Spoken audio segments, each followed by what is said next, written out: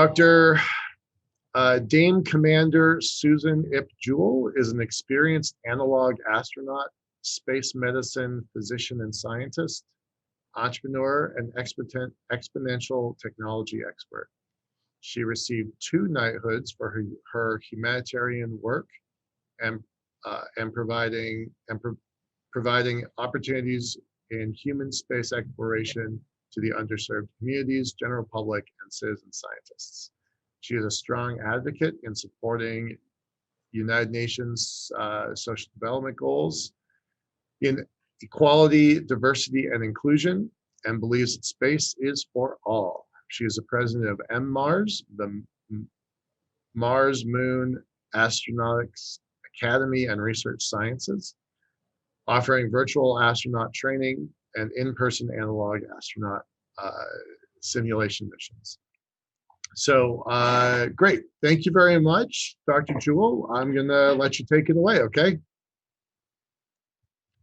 Thank you so much. I'm just going to let you know I'm at the MMARS base in the Mojave Desert. We've got limited Wi-Fi and it's 112 degrees. So I'm really living the Mark Watney life because we have an upcoming mission.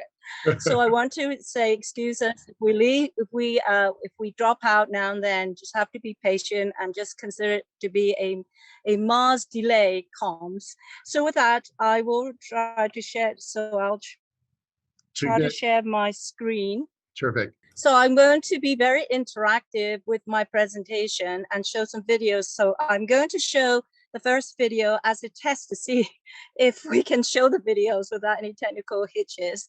And so with that, thank you so much, Michael and the double Michaels, right? And this team for allowing us to present our work here under MMARS, Mars Moon Astronaut Academy and Research Sciences. That's what we are. So we are training the next gen analog astronauts who will one day also be able to be commercial astronauts, also the next gen leaders and super space heroes. The idea is the convergence of both academic innovation and research, but specifically focusing on novel frontier technologies, what we do. So not only are we a training academy, we're also a R&D research institute. And we have been deploying missions and doing this since 2014. So we're not the new kid in the block. We've been doing this for multiple years. And now we're building the first MMARS base here in the Mojave Desert, literally about 40 minutes drive from the Mojave Spaceport, which will be the epicenter, I feel, of commercial space and private civilian space, and building the economy out here in the California desert. So here is actually very hot right now. As a heat wave, we're going to be going up to 117 degrees. But in this mission, I really want to show you not only training resilience, the inner space overview of the individuals and the crew, but also testing technology. When you consider bringing in technology and trying to test not only the user engagement with the technology, how do they learn acquisition of skills, knowledge, but also the technology itself. So in this mission, we actually had 3D printed robotic arms that melted in the heat because it went up to 111 degrees. So, and then we also go to Nepal, Himalayas, which was then minus 25 degrees, and then nothing worked there because it froze. So in the desert, it melted, and in Nepal, in the Himalayas, it froze. So that was also another way of how we're going to test the technology and develop the TRS. To tell you that it's not just about going into space. It's really what Dr. Madhu is talking about. How do we engage leaders or those not in the choir, because we're all in the choir, right? To bring them on board. And so we use space and astronautics as a way to inspire, innovate, and educate. But also very critical that if you're going to bring in the whole of humanity into the conversation, it needs to have such an impact. The idea of inclusivity. So everyone, no matter what their background is, what their is an idea, you need to bring them on board. So how do you do that? How do you bring everyone on board? I apologize. Yep, no worries. See, this is a real-time problem that we will encounter, and we do encounter, and why we deploy analog astronautic training missions is to look at the technical challenges. One is obviously, you know, internet bandwidth.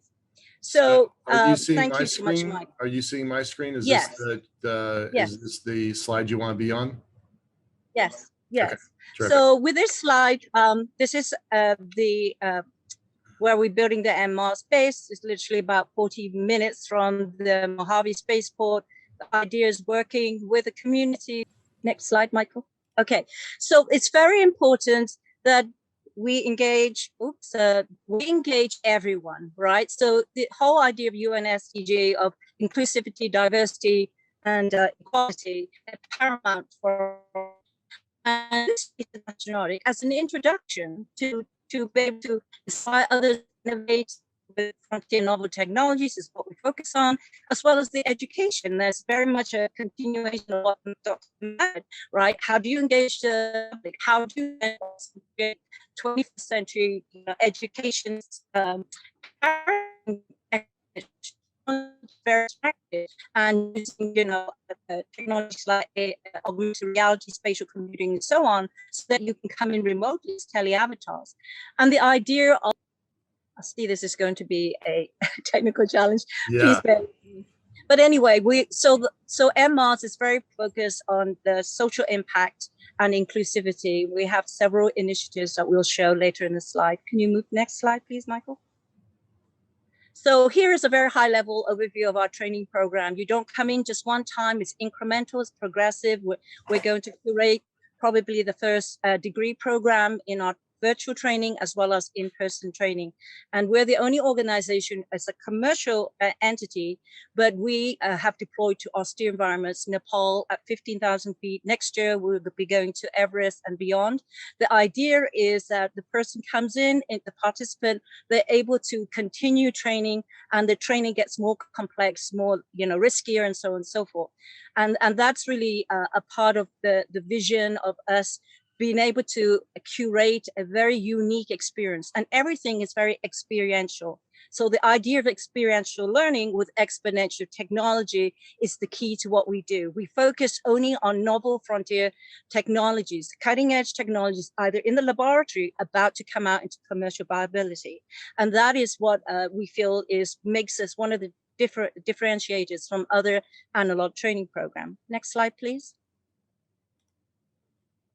So here is, really just high level very quickly of our virtual 1, 2, and 3. And you could see here, virtual 1 is just an introductory. Then there's a specialized track to virtual 2, and then virtual 3 is a capstone, because remember, we're very academic focused as well. Lots of scientists, researchers, and come in, and then they get a chance to actually deploy their idea or their project into our missions, in-person missions. Next slide, Michael, please.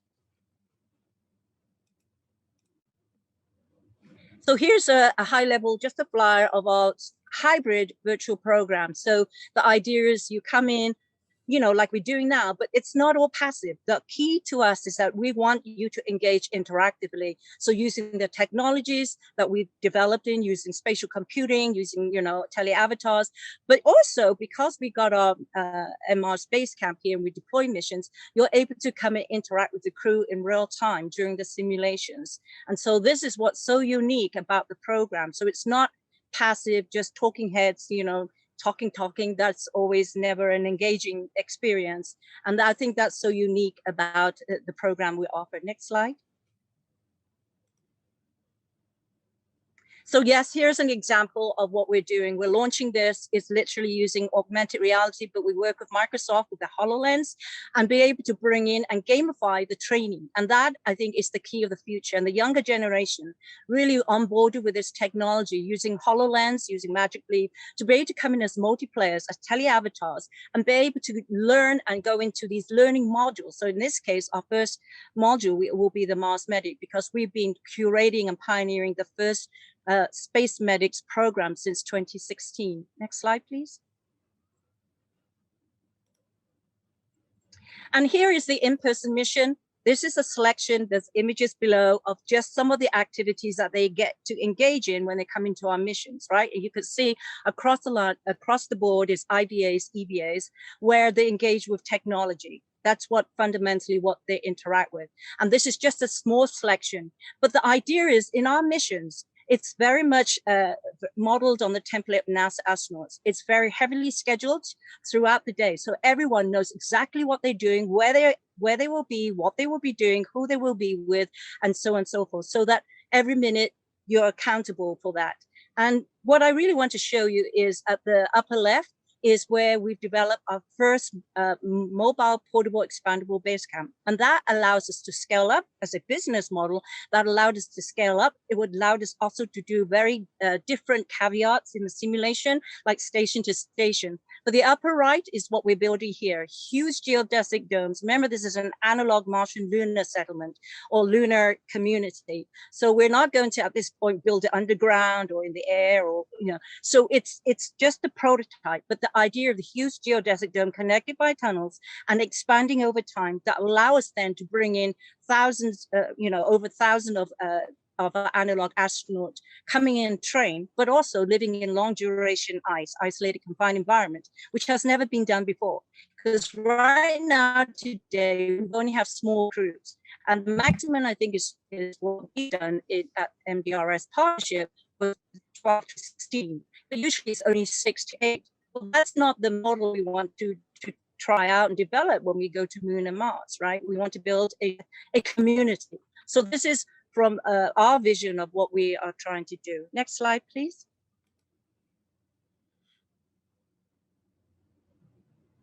So here's an image of the very first we tried out. This is our modular, expandable.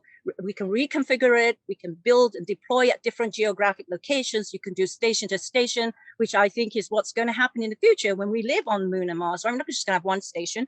So, but this is really just in I think it was 2015 when we deployed this, was actually the Mojave with the very first crew. Next slide, please. So the idea of that is, how do you scale up, right? Because we're also a business, a for-profit organization. So we're looking at the building and incorporating the business model, right? So that is, I think, is what the younger generation want to be. They want to be the captain of their spaceship. That's the saying, captain of their ship. There are the founders and startup CEOs, and that's a part of the training that we offer is the entrepreneur or the entrepreneur track. So you have to think about, from a business standpoint, how do you scale up your idea to make it commercially viable, right, financially viable? And that is one of the ways that we were able to do this, very unique to us. So this graphic is us a depiction of a future Mars base camp, and it's just your on the surface. Yes, it could be also underground. It could be in the air, and air. Something called the stratosome. The idea of looking cities.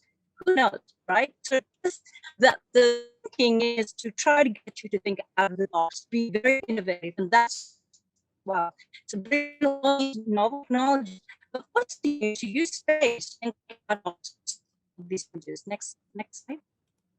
So this is what we're building. This is our moonshot that we will have developed within the next 24 months, probably. We started it already in the Mojave. It's the Mars base, kind of like Elon when he says he wants to build a star base, right, where he is in Boca Chica or Chica Boca. I forget how to say. I'm Chinese, so you have to excuse me.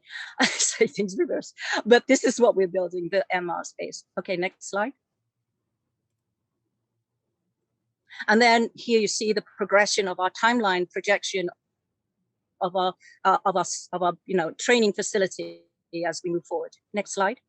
I'm really rushing now because I'm cognizant of the time. So here are some examples of lots of IVAs, which is, or EVAs, extravehicular activities that you engage in when you come into our mission, and then IVAs, which is a lot of activities, but really it's about like the tele anesthesia, telesurgery, which now I'm going to segue into. Next slide, please. So this was what we did with MDRS. I'm sure James recognizes the first crew that we did. The very first time we pioneered station to station, we had our portable base camp about a mile away from the MDRS station. And I think this is one of the largest analog crew that was ever deployed. And then we split them up into two crews, one living in the MDRS and the other living at the Mars base camp, and then we swap them over. But the idea is, like, how do you solve problems from, if you had, threw in all these caveats and scenarios and challenges that they had to overcome, they had to find solutions to work together and collaborate and cooperate and communicate. So yeah, this was very interesting, and this is what we're going to continue doing under Mars. Next slide, please. And here is some examples I'm going to show you of the exponential technologies with a lot of our researchers, and these are researchers in very novel frontier technologies. And you could see when you come into mission, you engage with telerobotics. In fact, that's a 3D over here, the upper left. That's an actual 3D printed robotic arm that was controlled remotely about 300 miles away in Las Vegas. And working with the crew here, who were all non-medical crew members, and learning how to do intubation, tele anesthesia, and telesurgery. And with the person that was controlling the robotic arm, in fact, this was melting. So we had to figure out, jerry-rig, how to stop it from melting. I mean, this was amazing, challenge as well, but also to be able to integrate technologies in developing protocols and procedures for eventual, astronauts that are going to go beyond low Earth orbit and onto the moon and Mars. If they don't have the ability to communicate with the surgeons, with the medical team, with the engineers, then they could come in and teleport as teleavatars, telepresent. So that's kind of what we're doing. Here is a picture of us going to 15,000 feet in Nepal. This is our first space medics. We call it Mars Medic back then in 2018, deployed at 15,000 feet. And these are all medical doctors, space, aerospace, precision scientists, emergency doctors, and trying to also test the technology, but also how do you work in very austere, dangerous environments. And then, of course, rovers and the drones. And I'll show you, if you have time for the Medinaut, to show you a video if I don't lose you with the comms. Next slide, please. Yeah, and so in our program, as I said, there are virtual 2, 3, there are specialized training. Here's some examples, just showing you that it's an ongoing, incremental, more, the program is not just the one, come in and that's it. We support you along the way. In fact, you'll be part of the alumni community, you get scholarships, we have internships, we have mentorships, and so on and so on. It's a fully curated program, training programs that we have. Next slide, please.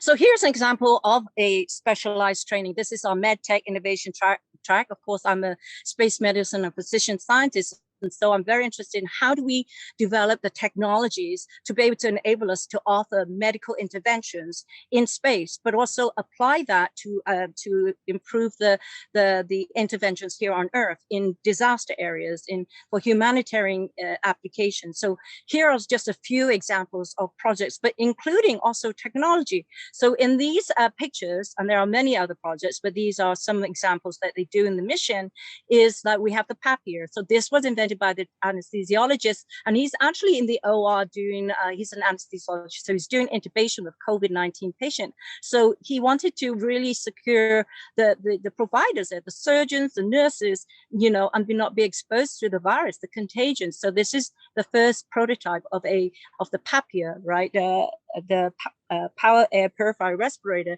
that we're bringing into and testing in our mission. You can see them wearing, oh, they're not there, it's the next picture. So the other one is the tele anesthesia. This is the vapor jet. Is this going to change the way that we are going to do medicine and surgery here in austere remote environments, but in space? Because right now there is no capability or technology for us to do medical surgery in space, even on the ISS. So if there's a life-threatening situation, what do we do? Stabilize the injured astronaut and then throw them in the Soyuz or this, Dragon, and then they have to go through EDL? No, so here is, I think, a great example of why innovation is important, and using these analog missions to be able to force you to think innovatively. So this is the first 3D printed anesthesia inhalation device. And this was actually 3D printed on the ISS by NASA astronaut Peggy Whitson. So oh, that's fantastic. Then what do you do? Float it around in pictures? No. You got if you're going to invent something, make sure it has application. So for us, is we're training the crews, these all learning how to 3D print, as well as to just quickly say that. So I want to end with that it's about innovation. It's about thinking out of the box. It's also about, oh, by the way, I just want to end that this is our TRL 4, and this is a solar powered 3D printer that we've been working on and able to 3D print all these medical devices in austere environments like in Nepal. As long as you have solar, the sun's out, then you're able to be off grid. And I think that's also innovation and changing the paradigm of how we can supply and resupply, not resupply, but supply the tools that we need, or anything that the technology provides. So in this case, 3D printing. So I really wanted to, if you can go to the next slide, that would be great, because I will end with that. I really want to say it's really about, one, education, two, using exponential technology for experiential learning. That's what we're providing. And four is to make sure that whatever you do, it has an MTP, a massive transformative purpose that has social impact, not only for us in the future to become multiplanetary, but also the social impact here to improve life on Earth. And that is what I think is critically important, and bringing everyone on board, because why? Space is for all and not just the elite few. So thank you for listening. And if you want to, you can reach out to us. We're at www.mmars.com. And I appreciate you listening. And thank you, Michael. Thank you. I'm sorry for a little bit of technical issues on your communication side, but really interesting stuff. Thank you for joining us. And I agree. Your innovation is kind of the key to the future, right? Whatever the future is, it's the key to the future. So thank you very much.